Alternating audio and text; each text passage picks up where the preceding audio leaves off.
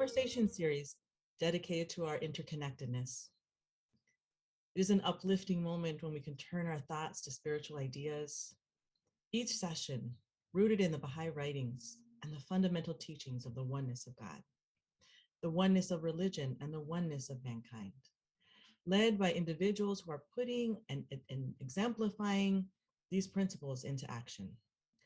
I also wanted to kind of share a bit about what Baha'is believe, and a little more about the Baha'i faith, some of the teachings.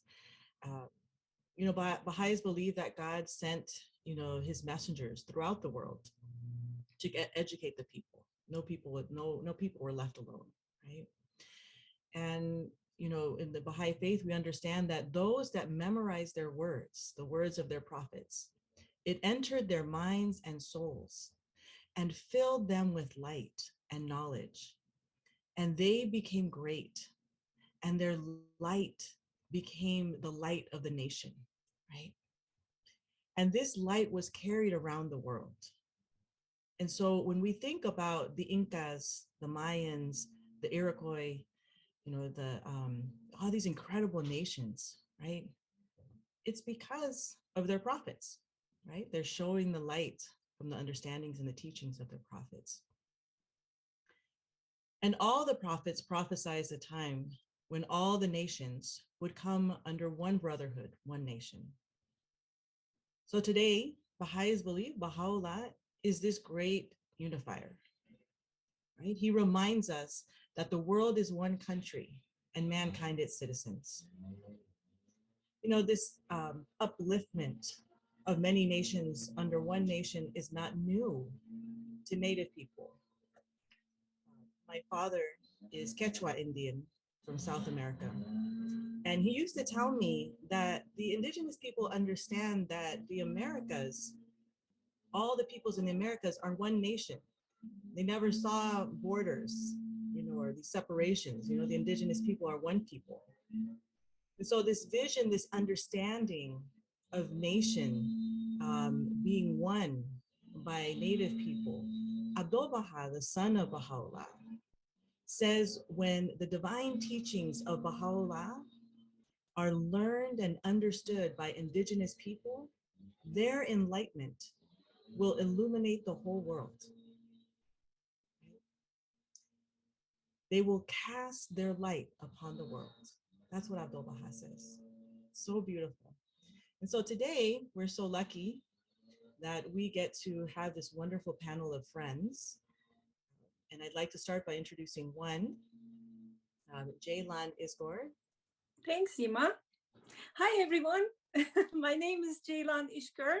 I am a member of the Baha'i International community for a long time, and also a board member of the Patricia Locke Foundation.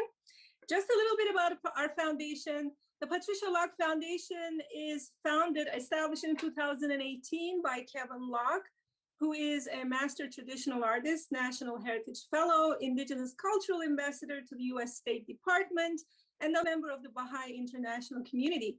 Kevin is a tribal member of Standing Rock Sioux Tribe. The foundation embodies the legacy of Kevin Locke's late mother and the foundation's matriarchal inspiration, Patricia Locke. Patricia Locke, whose Lakota name is Tawacha Washtewi, or in English translation, compassionate woman, was born in 1928 as a member of the Lakota Hunkpapa Band and White Earth Chippewa from Mississippi Band. She centered her life's work on the promotion and preservation of indigenous traditional knowledge and wisdom for the benefit and empowerment of all people. Some of the accomplishments of this remarkable woman and a role model are her activism in being one of the principal authors of the American Indian Religious Freedom Act, which afforded basic religious freedom for indigenous peoples in the United States, and her leadership in establishing 17 tribal colleges to provide higher education for indigenous youth, and her tireless efforts in influencing educational policies at the level of the US legislation as well as grassroots indigenous communities. She was posthumously, as a result, inducted to the National Women's Hall of Fame. One of the particular topics of education that Patricia Locke repeatedly undertaken in the form of presentations and lectures to general public was God's messengers to native peoples of the Western Hemisphere. This was her heart's most desired subject. She actually participated in multiple presentations to the Parliament of the World Religions to increase awareness of messengers and lawgivers that came to North American indigenous peoples. Patricia Locke Foundation is an indigenous-led and Baha'i-inspired nonprofit, follows the same educational charge as it fervently upholds that the advancement of human civilization depends on the expression of spirituality and feminine qualities, including compassion, to convene, heal, and unite all parts of humanity to overcome social and environmental challenges facing us today.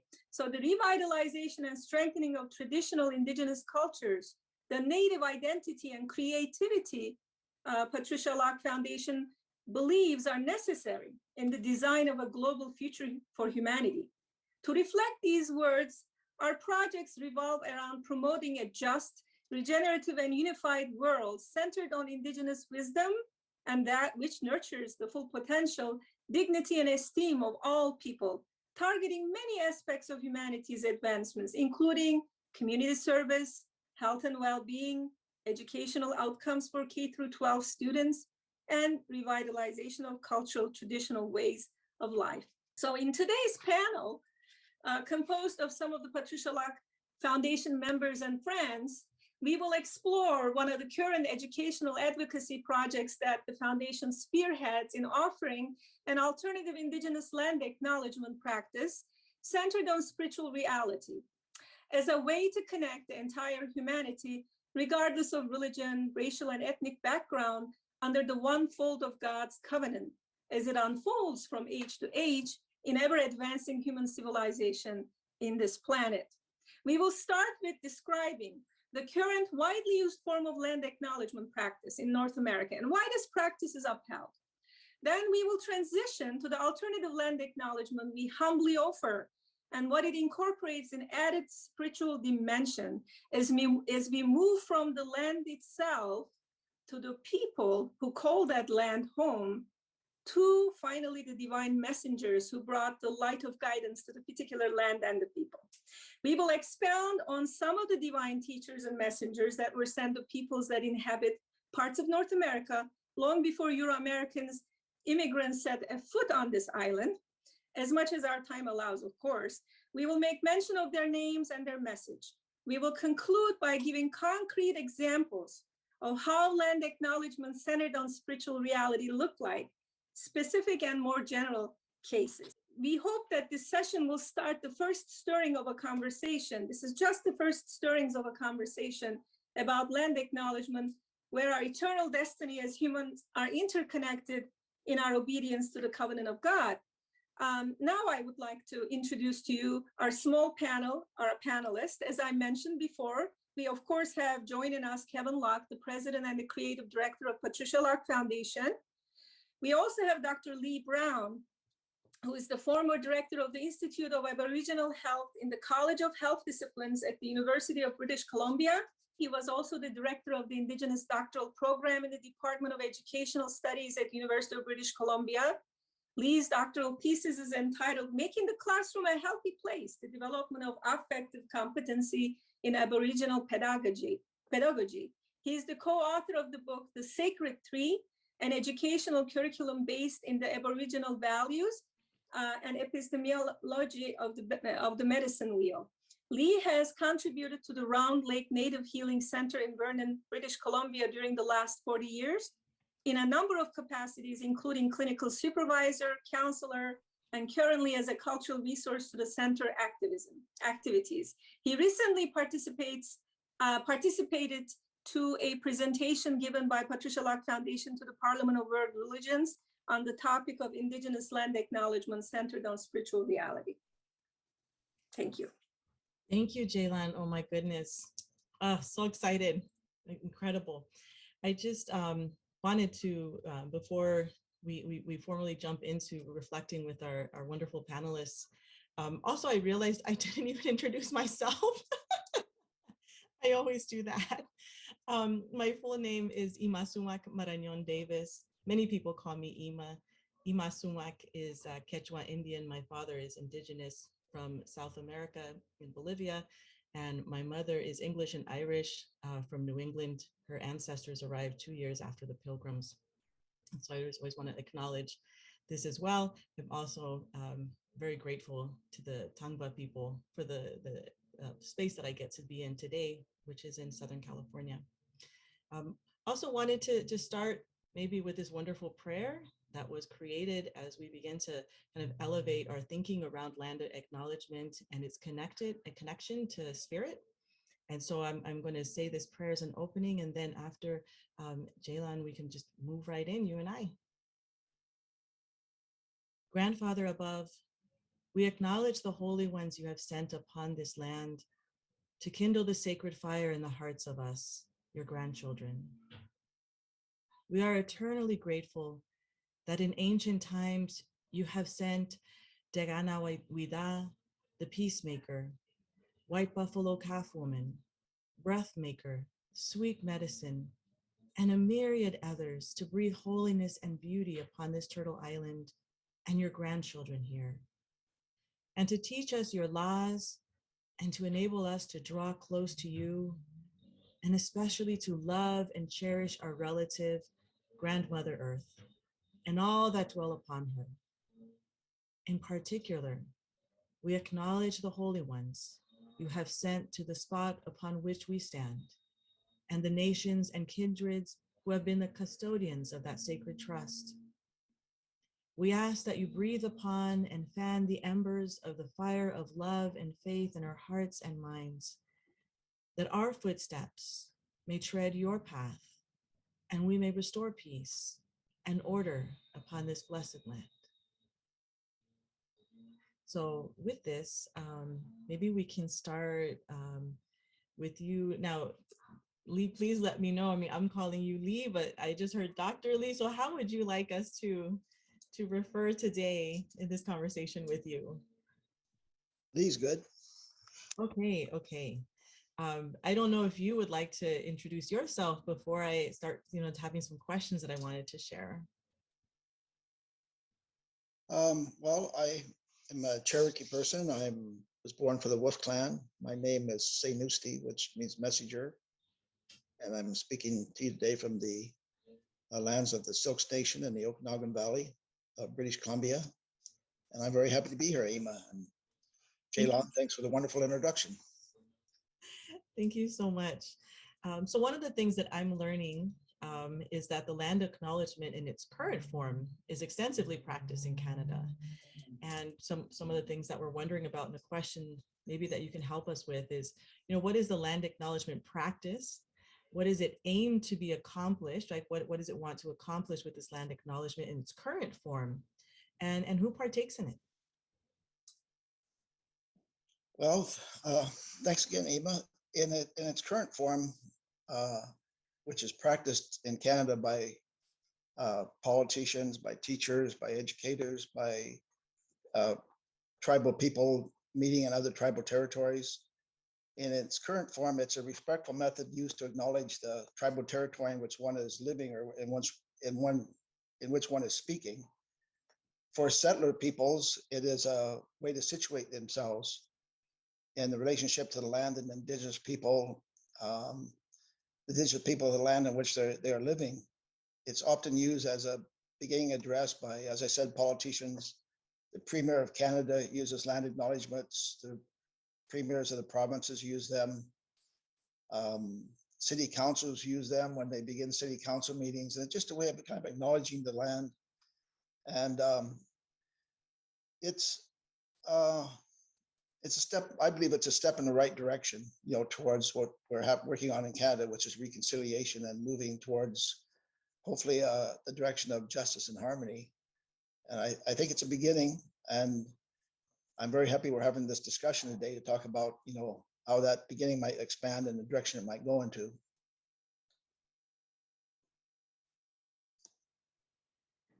Okay, thank you so much for orienting us to that, Lee. Kevin, at the start of this session, Ima read an alternative Indigenous land acknowledgement that is centered on spiritual reality. And that was, I believe, a passage that you composed actually together with Patricia Locke Foundation. I know that you spearheaded the need to elevate the land recognition from mere words to the spiritual realm as the president of the foundation. And the foundation now offers this general acknowledgement as an example to adopt, if possible. This alternative way includes mention, recognition, and honoring the spiritual footprint of indigenous messengers of God that brought divine teachings and laws to the peoples living on this land we occupy now, the North America Turtle Island. So can you tell us why the land acknowledgement that is based on spiritual reality or anchored on spiritual reality is vital? Why is it vital? What does it do that the customary land acknowledgement is missing? Yes. Yes, thank you, Ima and Jaylan, and my esteemed brother Lee. It's really good to be here with all of you and here on Baha'i Chat. It's great. And I'll just back up. I'll just mention, I think the inspiration for doing this is just protocol, is tribal protocol. And this is something that my mother especially grew up with as growing up with people born in the 19th century, including her parents. And then I think later on, as she became really involved in as an activist, then she realized that the basis of so many problems here in the Western Hemisphere was a lack of understanding of this basic premise of the oneness of God. And Ima mentioned this too, is that God has really showered blessings to all of humanity. We're all beneficiaries of this divine process, and yet because of failure to recognize this process, people have been exterminated and enslaved and oppressed for over 500 years here in the Western Hemisphere. And so then my mom realized it was really imperative for people to begin to understand this, which is why she launched in this one of her passions, which was to share information about these holy souls that have walked upon this land. And so this is why we want to continue that and expound upon it. And that's why it's such a wonderful blessing to be here today to share more information about this. Lee, I was wondering, you mentioned that you now live in the Okanagan Valley, located in British Columbia. And I was wondering if you would be able to kind of walk us through a land acknowledgement based on spiritual footprints that are embedded in the Okanagan Valley. Yes, for sure. I had the wonderful opportunity of being invited as a guest in this territory, the territory of the Silks Nation in the Okanagan Valley. And I was invited here in 1979 by the elders of this territory to help develop the first Native Healing Center here. And in the last 42 years, we've had 14,000 people come to the Healing Center to, seeking healing and health and well-being. And it's been a real honor to be a part of that, the Round Lake Native Healing Center. And British Columbia, unlike much of North America, is a province that has very few treaties. It's 99% non-treaty. So generally, the land acknowledgements here start by acknowledging the fact that this is unceded and sovereign Native territory. And often people mention in addition that the territory is not only unceded and sovereign, but it's occupied. Tanya. And so when I'm speaking, I might say, I'm speaking to you today as a guest in the unceded, sovereign, and occupied territory of the Silks Nation in the Okanagan Valley in the interior of British Columbia. I express acknowledgement, respect, and appreciation for the beauty of this land, and thanksgiving for the privilege of living here in the Silks Nation sovereign territory. So that's how I would normally do a presentation if I'm speaking to people, and I'm acknowledging that I'm speaking to them from this territory.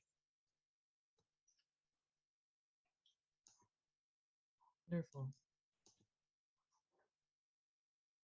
So Kevin, coming from the Lakota territory, can you give a specific example of the this time of the Lakota territory. You make a great reference to Lakota moccasin design motif of the buffalo tracks, and how this physical representation of the buffalo track design in the moccasins is purposefully placed to evoke a spiritual reality. I've heard you talk about that quite a lot of times. Can you help us understand how something as mundane as buffalo tracks on the land is actually something much, much more? Yes, I'd be so happy to do that. Yeah, this is a reference, as you say, to the common practice of the moccasin makers in Lakota territory to put that buffalo track, the buffalo track design. And so that this will be referred to here. And I wanted to mention that Leampe tukiha chale al pejuta zizi makoche tawa unaha leo optela ibalable. In other words, I'm greeting you all from here on we call it pejuta zizi, yellow medicine country. It's within the Lakota or Dakota territory. But currently, I guess you'd say I'm in Western Minnesota, Minnesota. Anyway, I'd like to say this as an acknowledgement for this particular area as we stand upon this holy place at the very heart of North America, as we turn our gaze to the sacred Black Hills, the Rocky Mountains, the Great Lakes, and crystal waters that flow to the oceans that border our homeland. We are ever mindful of God's trust bequeathed upon our ancestors through Tehinchila Skawi, the white buffalo calf woman. You have this Lakota, they who have received the divine teachings, who hold fast to the covenant. We call ourselves people of the seven fireplaces, for the holy fire of love and faith you have kindled in our hearts. Tehinchila Skawi, we continue to sing your praises, thankful that the grandfather above, Tunkashila, the one who has authorized all the holy ones here to all people throughout time and creation to bring the glad tidings of his everlasting love and certainty of abiding presence. As we offer the sacred pipe, Chanupo Akan, you have bestowed upon us, we are ever mindful of the teachings through which you have made us to be related to Wakantanka, the Great Spirit, and all that is. Just as the buffalo represents the foundation of our temporary physical life, we offer praise that you have given us the teachings that will ensure our eternal life.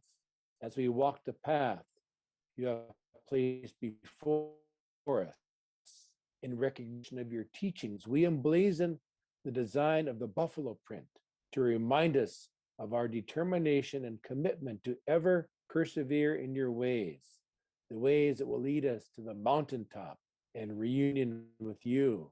We acknowledge this land that you have walked upon, this land that you have made sacred by your words, your breath, and your footsteps.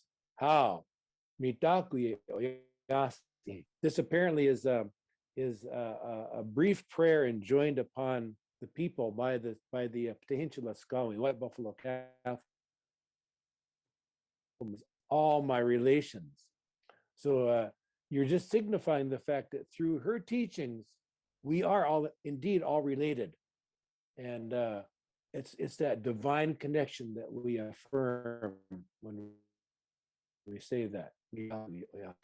In this land acknowledgement anchored on spiritual reality, we see, I am noticing three very important elements here. One, it starts with determining the coordinates of where our feet are touching the ground. You started off by saying the Black Hills, the Rocky Mountains, the Great Lakes, and instantly it evokes in me this beautiful vast prairies in Minnesota and Rocky Mountains, Black Hills, the lakes, the Mississippi River, and all of that.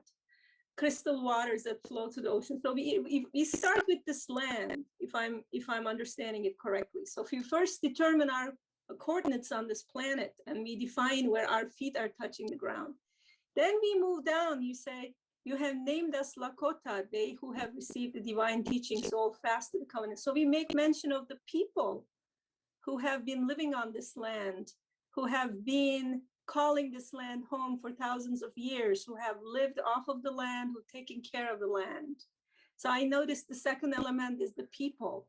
Then I noticed that you move on to the divine teacher and messenger, white buffalo calf woman, particularly, who brought the divine light to the people, who brought the law, the divine law to the people. And you mentioned one of the laws, the sacred pipe in here. I'm noticing the buffalo tracks representing the ways we're supposed to spiritually progress and acquiring spiritual qualities and being cognizant of our short time on this planet, with the embracing the teachings. And we end with giving thanks and acknowledging our connectedness to the entire creation through this divine light. And I noticed that you said that. So what makes this unique in the sense that, what makes a land acknowledgement above just merely acknowledging the land, in your opinion and in your words? It's simply just a way of connecting to that which is eternal and sacred. So in other words, like, you think of the human body as, we're all connected. The source of our life is our heart. And so then we know that really the analogy of that would be the covenant, the teachings of God, and that connects all of us. And so then as human beings, of course, we all abide in certain places. And so now, of course, we know that the earth is but one country and mankind its citizens. So then we can all connect in this way and celebrate our roots, celebrate our human roots, no matter where we are. So I love this too. I love the fact that, no matter where I go on the planet, engaging with the people wherever I am, then we can think of ourselves, like celebrate the people who are rooted there. And this way we can celebrate the fact that we're all legitimate heirs, HEIRS. We're all legitimate heirs to all the riches of the human experience, and we all are beneficiaries of that legacy, which has its spiritual roots. It's connected right to the heart, which is God. Yes. This is so good. It was reminding me, my father would always tell me wherever I go, he said, you need to, find the native people of that land. And he said, and then you want to thank them, because he said, if you look around, he said, it is because of their care that you get to be there, right? They cared for their land. And so then now you get to walk into that space.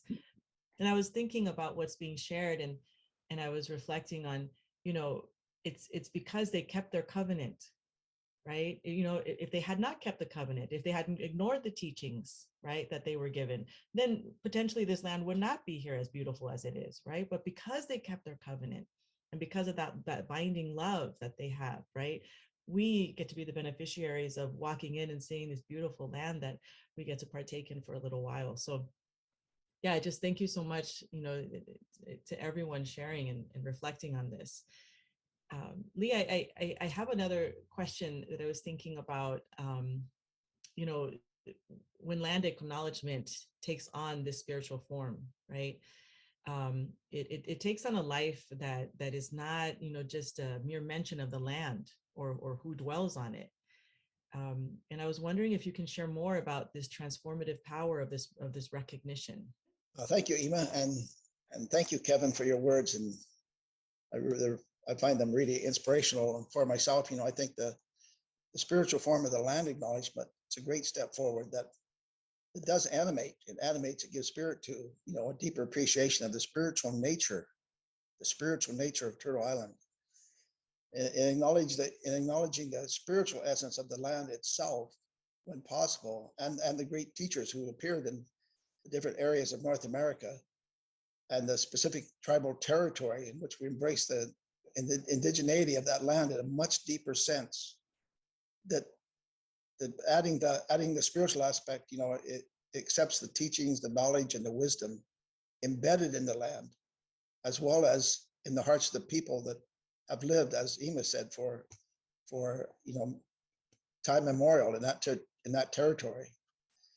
So that, to me, the transformative power arises when we realize that the tribal people had, the land in which we're living, had their own spiritual teachings that come from their own prophet, or I like to consider a prophet as a creator's representative, that appeared among different peoples of the earth, as Kevin said, all over the earth, and formed a covenant with the people. And that in embracing this, that they have the land acknowledgement, you have the spiritual teachings, you have the covenant, and you're rising into a higher level of unity, and that the teachings and the covenant are part of a worldwide relationship, between the Creator and all the nations and peoples of the earth.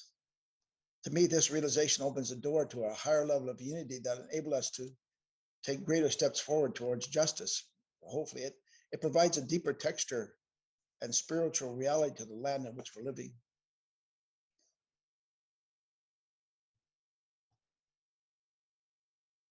Thank you so much. Thank you so much. So Patricia Locke Foundation invites everyone to partake in land acknowledgement centered on spiritual footprints permanently embedded on the land, not just for a temporary time, but permanent footprints on the land you occupy today, whether as a guest or as a long trusted caregiver of the land. If you like to read about divine messengers, you might be finding yourself wondering, but what about, I don't know anything about divine messengers who brought the light of covenant to North America long before Euro-Americans got here. Please peruse through and make use of close to 100 articles that are collected and published in BahaiTeachings.org, co-authored by Kevin Locke and Christopher Buck, that will help you on your educational journey, as well as investigating some of the maps. Some of the friends may want to know the maps indicating the tribal lands and the homelands of Indigenous peoples, 560 plus tribes in North America. Please make use of those educational resources. Now, Kevin, before we leave this section or conclude this section of our panel discussion, would you like to leave our audience with the general acknowledgement developed for Patricia Locke Foundation? One more. This is the general one that is targeted to anyone. As long as you are standing in North America anywhere, you can actually evoke the covenant using this one. Would you like to read that one? Yes, I would be delighted to share this again. It was so nice the way Ema recited this earlier. But it's just simply an idea. It's an idea of recognizing these holy ones that walked upon this land. And before I read this, I'll just specifically mention that Patricia Locke, the white buffalo calf woman, in her first presentation as she was approaching the village, I think it was over 1,000 years ago. That's how she sang the song. She says, "Nia ta'ia mawani, ho ta'ia mawani na oyate wa imawani naha wa luta wa awa'ue." The lyrics of her song, she says, "With a visible breath I walk, with a visible voice I walk, towards a nation I walk, something holy, ancient, and red I bring." I'm just translating that last word, waluta, as something holy, ancient, and red, because there is no translation in English, but I take it as the covenant, the eternal covenant that she's bringing. And when she says that she's walking with a visible voice and a visible breath, now that is really cryptic, that's really mysterious, but I understand it as an analogy or of invoking the spring wind. So when the spring wind wafts north after a long winter, then that which was cold and dormant and lifeless is instantly quickened and becomes filled with, the color, the fragrance, the movement. So that's what it's relating to. But I would like to, I'll read this acknowledgement. Grandfather above, We acknowledge the holy ones you have sent upon this land to kindle the sacred fire in the hearts of us, your grandchildren. We are eternally grateful that in ancient times you have sent the peacemaker, white buffalo calf woman, breath maker, sweet medicine, and myriad others to breathe holiness and beauty upon this turtle island and your grandchildren here, and to teach us your laws and to enable us to draw close to you, and especially to love and cherish our relative, Grandmother Earth, and all that dwell upon her. In particular, we acknowledge the holy ones you have sent to the spot upon which we stand, and the nations and kindreds who have been the custodians of that sacred trust. We ask that you breathe upon and fan the embers of the love, the fire of love and faith in our hearts and minds, that our footsteps may tread your path, and we may restore peace and order upon this blessed land. Ah, mitakios. Takioyase. Ah, Thank you so much. Yes, no, thank you so much. I just wanted to maybe ask one last question. I was just thinking, there are people from many different nations and many different places, and I was just wondering, and Lee or Kevin or both, whoever would like to share some thoughts, how should Indigenous land acknowledgements with like spiritual centers, right? Like, kind of that spiritual center be initiated by non-Indigenous people in their respective localities? I think often they wonder, if they don't have this practice or it's not part of their cultural pattern within their families, they're not quite sure maybe how to do this. And so maybe if you can help offer some practical steps for our friends. well, I can say something about that, and it'd be great if Lee could say something also, and Jaylan. But I think it's whenever we go anywhere here in the world or in North America, I think it's just a common practice to always acknowledge our host wherever we are, and to show them courtesy and respect. And so that is a divine commandment, which is to reciprocate and with this appreciation. And then whatever we want to add on top of that, I think it just accentuates that feeling that we have. So I myself, whenever I go places, I always like to maybe offer a song as just a way to formalize that feeling, that feeling of appreciation. And one of the kind of song I like to always do is maybe an eagle song, because after all, the eagle, it is in some ways or senses, it's a symbolic of the ascendant nature of the human spirit. Our innate nobility, our ability to activate our wings of knowledge and understanding and rise to a new level, of course, individually and collectively. And so I think, however a person wants to do that, within themselves, they can do that. And to me, it's all about, they always say there's 4 ways to pray. You can say your prayer, you can sing your prayer, you can dance your prayer, but it's all meaningless unless you live your prayer. So as long as we can, as long as we can just live that prayer in our daily life, how we treat people, how we treat our family, how we treat our relatives, that's really where the rubber hits the road right there. That's the work. Well, I think I'll just make a brief comment. I think Kevin mentioned a very important word earlier, protocol, which is really the central unifying theme of this discussion, I think, is that we need to create better relationships between native and non-native people. And the way to do that is through protocols and by respecting protocols. And the acknowledgement, the land acknowledgement is a big part of the protocol. And so it's we're coming to a time and in that in that last prayer that Kevin just read, I was talking with the Round Lake clients yesterday, and I told them a story about the great cedar and the great cedar and the red willow, and it's a story about, you know, Native people going through a hard time, but becoming the grandparents of this land again, you know, and that the prophecies tell us that we are getting stronger and stronger. We're not going away. The nations are going to get stronger and stronger.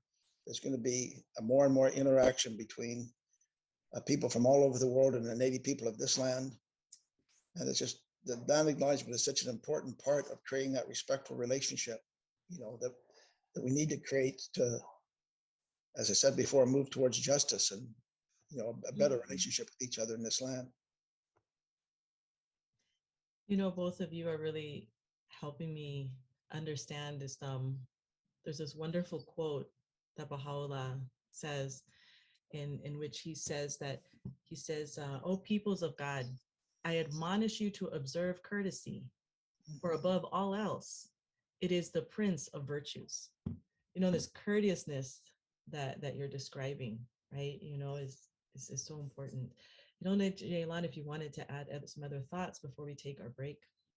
Just one more thing, that Baha'i prayer, I'm a Baha'i, as I mentioned, Baha'i prayer, blessed is the spot, that maybe every Baha'i knows about, where it goes through different land, you know, terrains, the lake, the island, the valley, but it's blessed. So the significance of the land is way more than its material existence, which is where we start, but it's actually, you know, taking it to the actual value, where it homes people who dwell on it, who, you know, put to practice the teachings of the covenant, the divine light, the divine messenger's teachings. So that's probably the most significant event that ever occurs on a piece of land, is the coming of the messenger, or the Holy One, who physically walks on that land. So it is, I would say, to answer your question, if anyone who's non-Indigenous who would like to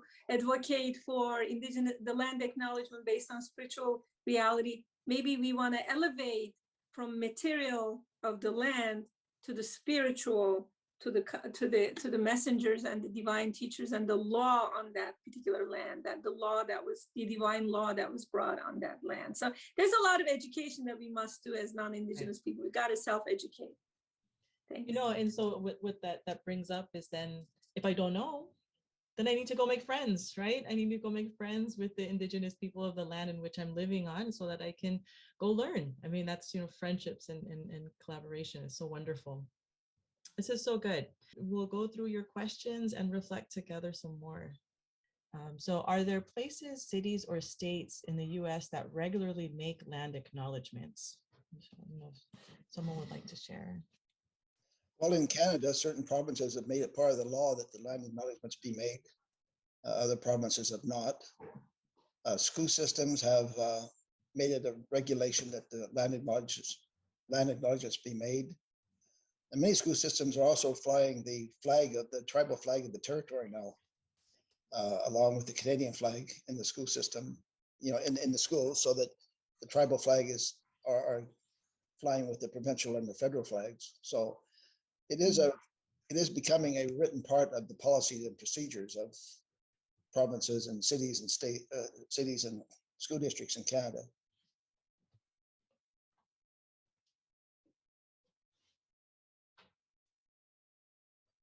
Yeah, I'll mention that I think even in Canada, the maple leaf insignia, the flag, is very, very, very much ties the people to the roots, the land. And then if you look at the flag of Mexico, that is a tribal sign right there.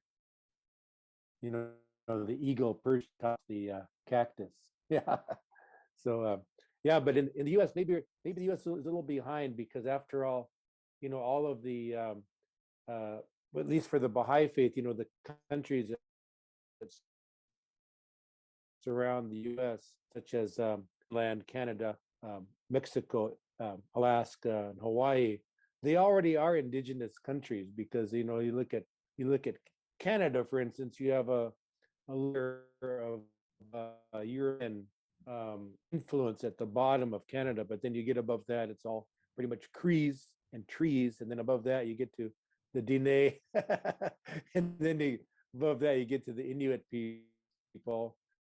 Then of course you get to Greenland.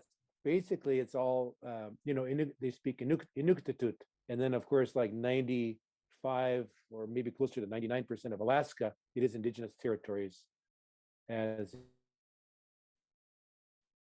Mexico and Hawaii. So of course Mexico has just like Bolivia, you look at the people themselves, and they're basically all indigenous people in the first place. So Yes. yeah, No, it's such an interesting contrast to the US. Yeah, very, very interesting. Yeah. it is. Please leave. Could I add a comment? It dawned on me, people might, especially Americans, might be saying to themselves, well, why would the Canadian government be doing these things, including land acknowledgements? And I think a little more in Canada, and maybe a little less in the States, but a little more in Canada, I think that the people here are starting to realize that reconciliation, between Native and non-Native people is not a luxury. It's not a good idea. It's something that has to happen for the nation to endure. I myself believe the United States and Canada cannot go on as countries if reconciliation with Native people doesn't happen, and if we don't come to something that is a shared and agreed upon justice.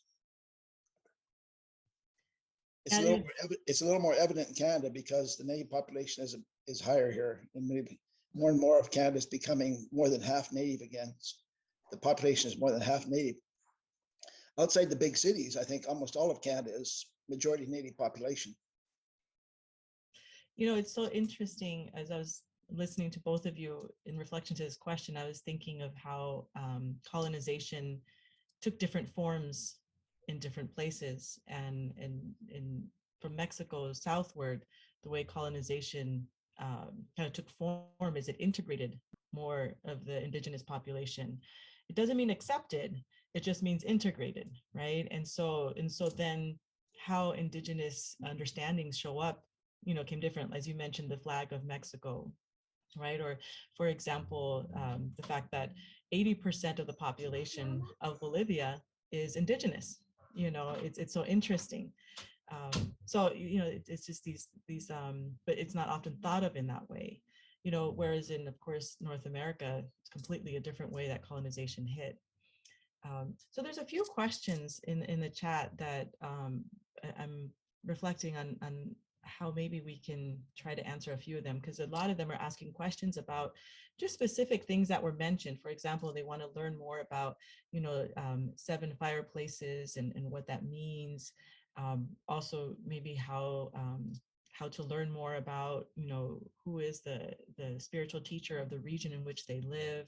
There's questions about, what is Turtle Island? So I don't know if maybe just taking a moment to reflect on a few of these, so that way they can just have some understanding, but also like, helping the friends become more empowered to learn more, right, on their own, to go develop these friendships that we mentioned and learn more. Kevin did a really good talk about what Turtle Island the other day. I really liked that. I had my own view before, but I thought Kevin's was really, really great. Okay, yeah, I could mention that it takes some time, but this was a talk that a very respected elder from Turtle Mountain, North Dakota, gave, in which he was talking to the Baha'is there, and he gave the portion, a small portion of the traditional narrative of the sky woman, they say in his language, in the Anishinaabe language, Gijigokwe, the sky woman. And so the sky woman saw that the earth was flooded and all the animals were in distress. And the sky woman came down from her heavenly place, and she commanded all the animals to dive beneath the waters to get a portion of the earth, the firmament beneath the waters. So they all did that, but one by one, they all quickly started coming back up, except for one. Only one didn't come back up. Then after some time, that little animal came as a muskrat. So then Gijigokwe went over or she commanded the animals to pry its little paws open. So they because the rigor mortis had set in, the stiffness. So they, with great difficulty, they pried its little paw open. There's a little speck of earth there in its paw. So then she took that and she prayed, and in her prayer she envisioned all the beauty of the creation, the sanctity, the sacredness of all of creation, all the waters. She was invoking like the spiritual reality behind the physical manifestation. So that the true reality of all of creation. And as she began to turn to each of the four directions and to see the holiness, the sacredness of all creation, the tears began to flow from her eyes. And as she began to complete her prayer, then there was a turtle swimming by. So the turtle was swimming by. So then she took that little piece of earth and she put it right on the back of that turtle, the center plate, the middle plate on the back of the turtle. She put it there, and then when she placed that earth there, then whenever tears came down and hit that earth there on the turtle, and then from there the firmament began to expand out, and the North America, a lot of them, they say Turtle Island, especially the people of Great Lakes like the Haudenosaunee, the different Iroquois people, and also the Anishinaabe people, they refer to it as a Turtle Island. And I think by extension, a lot of people do say that Turtle Island is kind of in the vernacular now. But anyway, so this elder said, there's two stories I want you to, or two things I want you to remember from this story he was saying. And he's saying, first of all, just think about the muskrat, the little muskrat, and all the animals, they gave up. They heard the same summons or command from Gijigokwe, but they all realized they would die if they went any further. So they all turned back. They got cold feet. That muskrat alone persisted, kept on going, realizing that it would give its life, but then pressed on past that and kept on going until it got to its last ounce of strength and just pushed off, and then with his last bit of life, grabbed the earth and then died, and then holding it firmly died, and then floated slowly back up to the surface. So then this elder from Turtle Mountain, North Dakota, the reservation in North Dakota, said that we need to think about that little muskrat. Think about how we ourselves, we have this commandment really to rescue the earth. Think about it. He was a Baha'i, so that's what he said. We are the ones. We're the ones who have the commandment, the mandate really to revive the earth, resuscitate not really the earth, but humankind, the spirit or the soul of the land. We as human beings, the custodians of the most precious entity in creation, the human spirit, we are the ones. And so we are the ones who have this mandate, the commandment to bring life back into this world. So we should think about that little muskrat and maybe not give our lives, but dedicate our lives to that. See, dedicate our lives. So that's what he told us. And he said the other thing he wanted us all to remember from this narrative that he gave was the Gijigokwe, the sky woman, who already saw the end in the beginning. She saw the beauty, the sanctity of the creation. And here we are. And then he was saying, here we are as Baha'is. We have this whole panorama of the vision of God before us. It's invoked in all the writings, everything.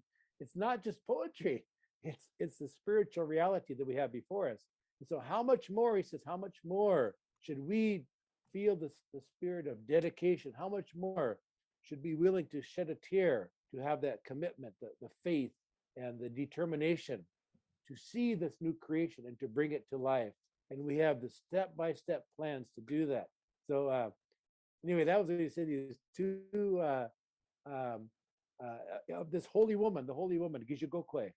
These are the stories that he wanted to share, knowing full well about this is what his heritage was. This elder, he knew these about these holy ones that had walked upon this earth.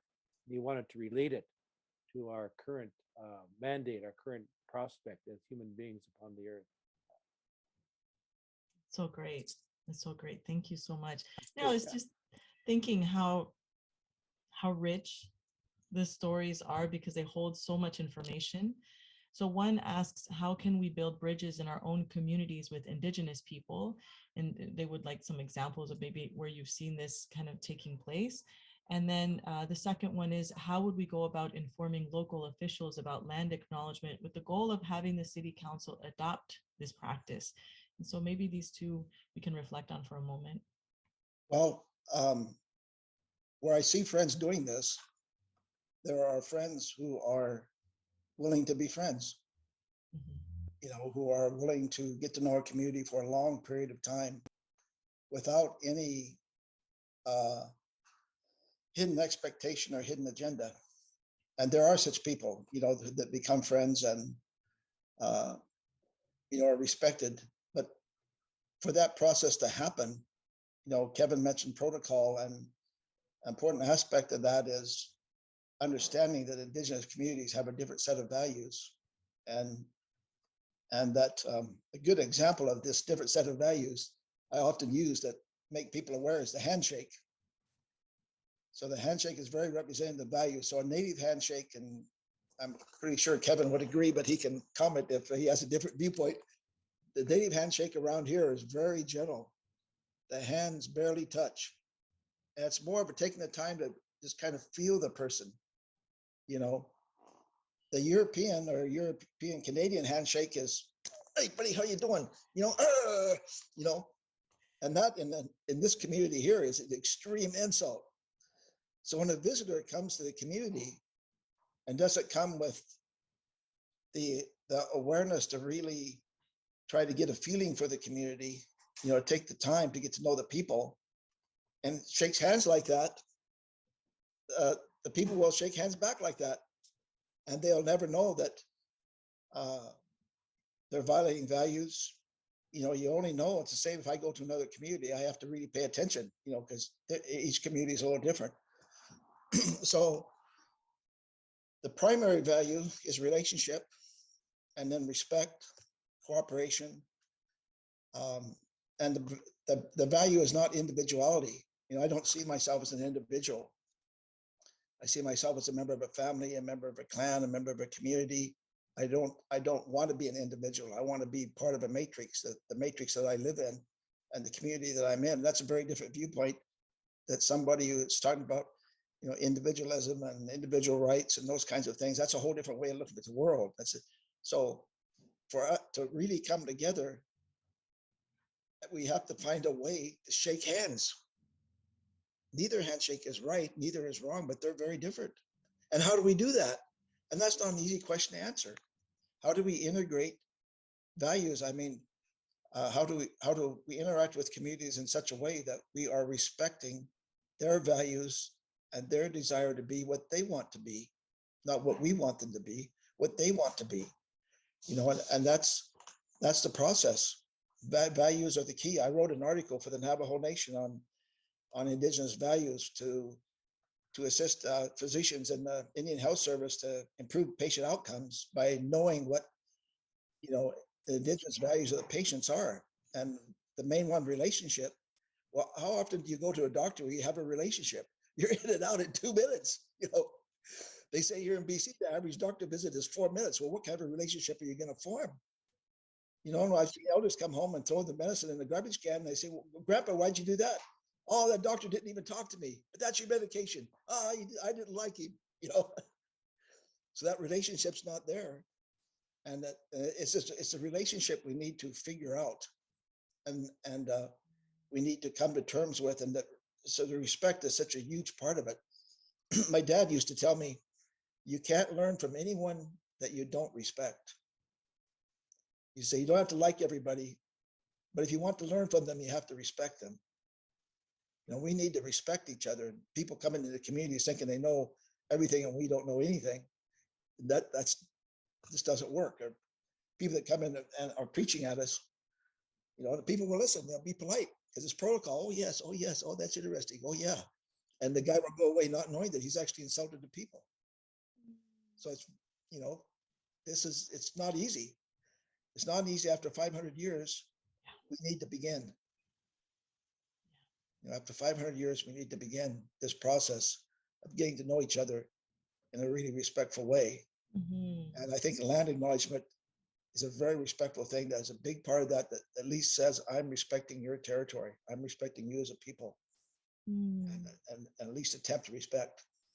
No, that is great. That's such a great great way of putting it, the anecdote about the respect, showing respect for our where we are. But I think one of the things that we're very cognizant of is that, especially in the United States, the indigenous population is just such a tiny, tiny remnant population. And that was the thing I was going to share with Ima, was that when my mom, we went on a trip to Bolivia, and she was just overwhelmed to go to Bolivia, just to be in an ocean of indigenous people. She'd never, of course, as a child, living on her father worked for the he was a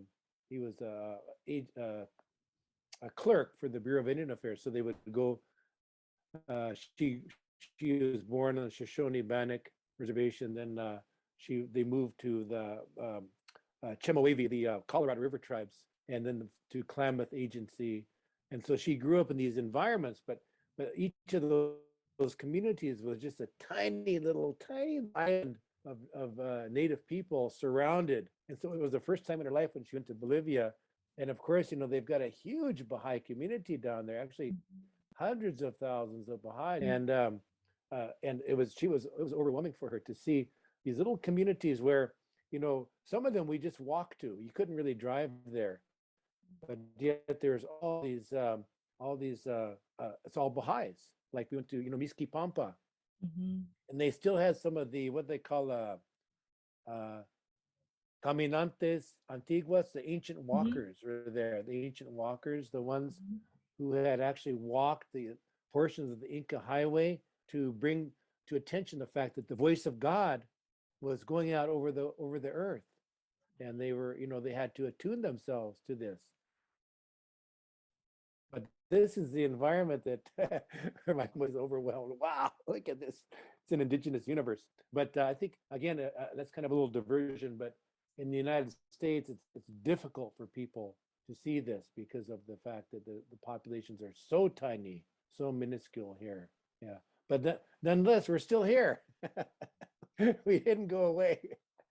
So those protocols are still still in effect. They have to be observed. Just like Lee was saying, in order to this is the great challenge of the U.S. is that how do we reconcile the historical things that have taken place with not just slavery but also genocide as well. Yeah.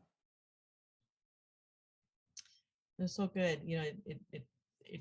It's, I mean, I don't know if everyone else is gaining from this, but I'm gaining so much from this.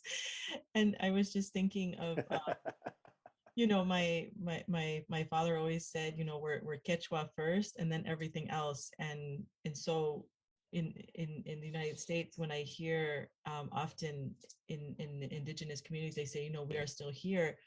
And I didn't understand that, because like, well, of course, that 10,000 years, we've been here for quite some time, but it again, it's, how each region is so different and unique, and you have to, but no matter what you have to do is you have to open your heart, right? Our hearts have to connect. So maybe we have, just time for one or two more questions.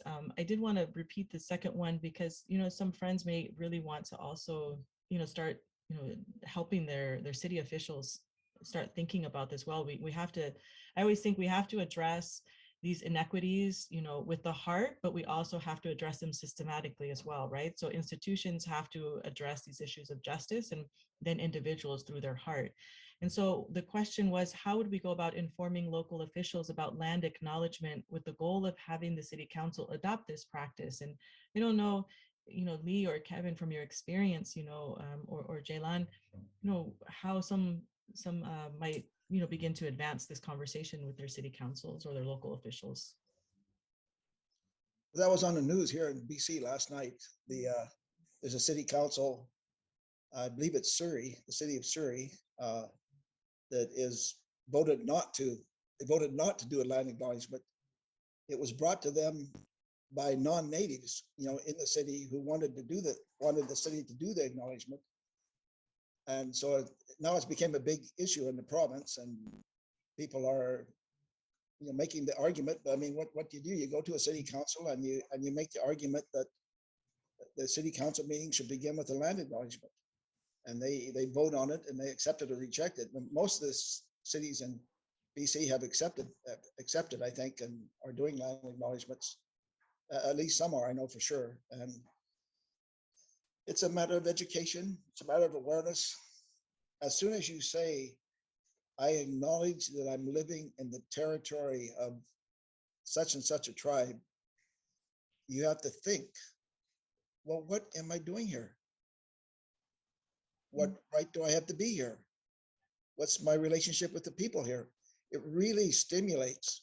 And then I think advancing it to this spiritual level that Kevin has brought forth from the Patricia Locke Foundation, that's even more so, would even make people think even more, because it does generate, like, I would imagine that 90% of the classes at the University of British Columbia begin in the first class of the year with a land acknowledgement, and students raise their hand and say, well, what does this mean? You're saying we're all living here on unceded territory.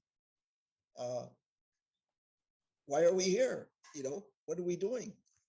And so I wouldn't advocate this, but there was at least one student that from Ireland that decided to go back to Ireland and said, well, I shouldn't be here. I came to that conclusion. I shouldn't really be here. There's no treaty. I have no right to be here. He went back to Ireland. I mean, that's just a personal decision on his part. But what I'm saying is, as soon as you make that acknowledgement, it begins a really thought, as Kevin is saying, what historically has happened here? What has happened in this land? And it brings a lot of discussion. It brings a lot of thought. And if we had that spiritual dimension, it would bring more thought and discussion in that direction. So I'm adding the spiritual dimension to my acknowledgements here now. I've already done that. So when I do the acknowledgement here, I add the spiritual.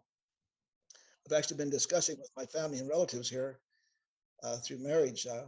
How can we do this? How can this be done in the Okanagan? So what do you think is a good way to say it? How should we be saying this? Talking, I'm anxious to, and in observing protocol, I can't really do it on the internet or on the phone, but when COVID is over and I get a chance to sit down with the fluent speakers from this land, speak the language here and say, this is what I want to say. I'm saying it in English, but what's a good way to say it? And get their advice, through protocol, through offerings, through ceremony, find out, how should we, and hoping it will, catch on. Mm-hmm. So the one thing I hear Lee say, and I hear Kevin say, and I'd like to underline that, is this educational piece. And I think that's where Patricia Locke Foundation is developing these resources.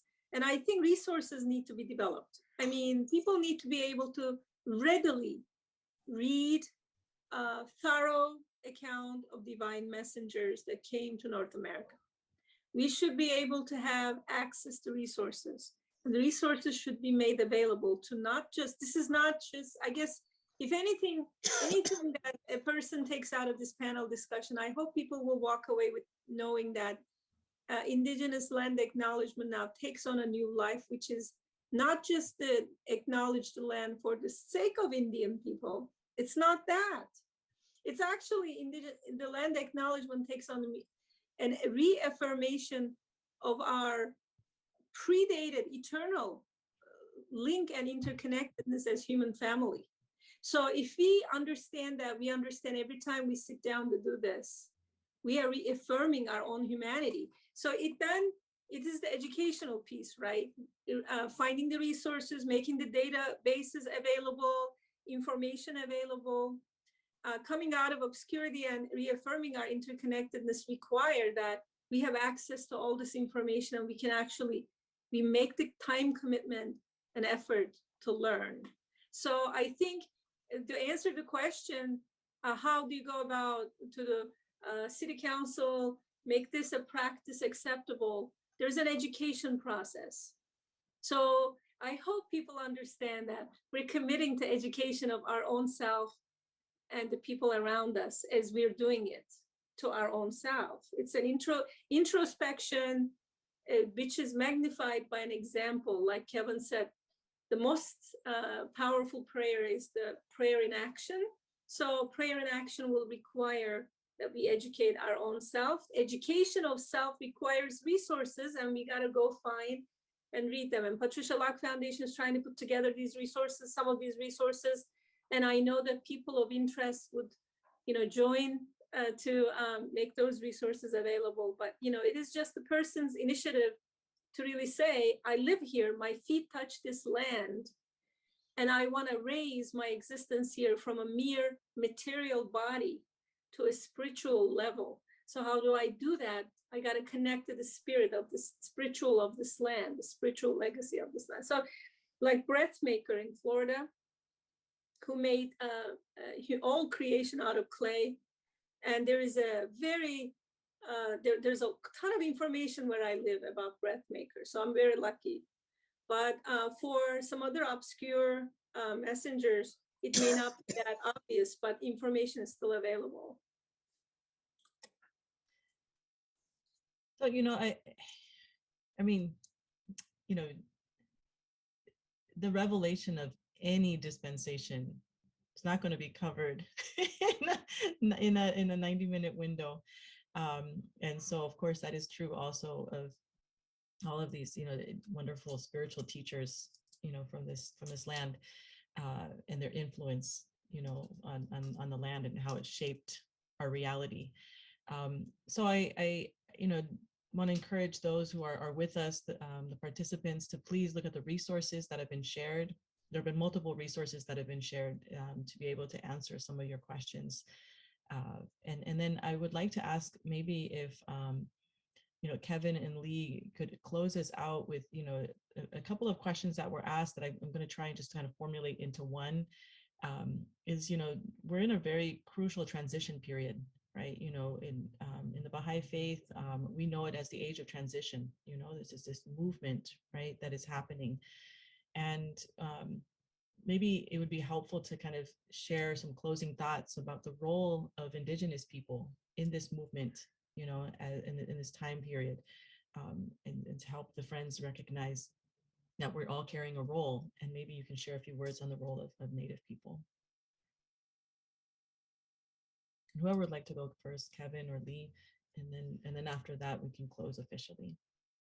Well, I can say something first, and then I know Lee's got a lot more to say, so I'll say something, and then basically, this this Native voice or this Indigenous voice is really rising.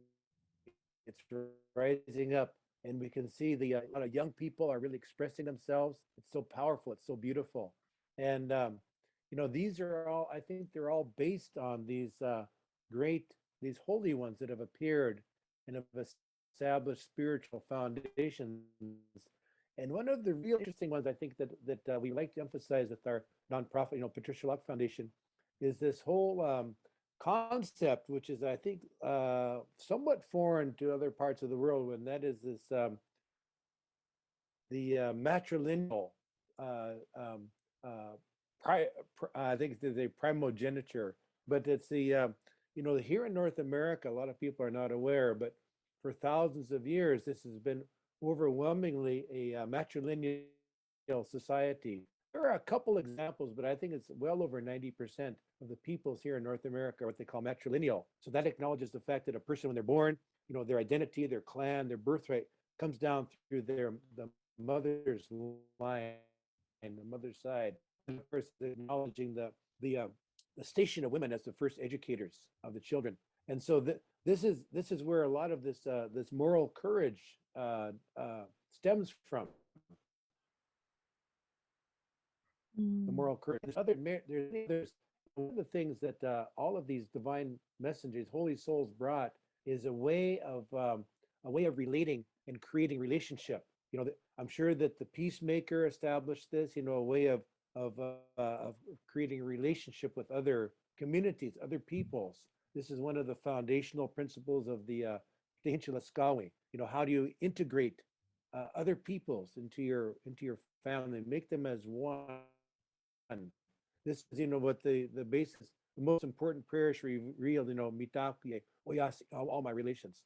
And so then, one of the great principles, and I'll mention this briefly, is that in North America, Native North America, they've really taken a global stance on the prohibition of like mind altering or substances or intoxicants. And so, nothing, you can't mix intoxicants with anything involving the community or sacred things. And so another one that's really important, I'll just mention this at the conclusion, is the fact that everything has to start on a spiritual foundation. Everything is based on that. So no matter what, even what would seem like a mundane thing, everything starts with that prayer. So spiritual unity is of great importance. So I just mentioned those few things there. Thank you. Thanks, Kevin. And thanks, Jaylan and Ema, for giving me the honor of being here with you today and being here with the Patricia Locke Foundation. I just want to close with one really simple belief that I have, and the belief is this, that no human being should be living in North America that's not living in relationship to the tribal people in whose territory they live. Whether it's just a mental consciousness and awareness, or whether it's an interaction of some kind, but we should be living in relationship to each other. And I'll just close with that comment. That's a strong belief of mine. Mm-hmm. All my relations. Thank you. Mm-hmm. Thank you. Thank you. The entire panel. Oh, I'm elevated today. So thank you so much. For everyone, if you're not already in connection with a Baha'i and you would like, at least some virtual accompaniment, if not in person, in your personal investigation of the Baha'i faith, where, you can ask more questions, just like find more resources and materials for things that have been resonating with you, learn more about the community building activities that Baha'is are all learning about. You can get, the Baha'i Guide program that we have, and you can get a personal invitation to connect virtually at a time that works for you. You just need to send an email, and the email is at info@baha'i.chat, and then just write the word guide in the subject line. So just, thank you again, to the panelists and, to the entire Baha'i Chat team, and for everyone who has been here today. Thank you.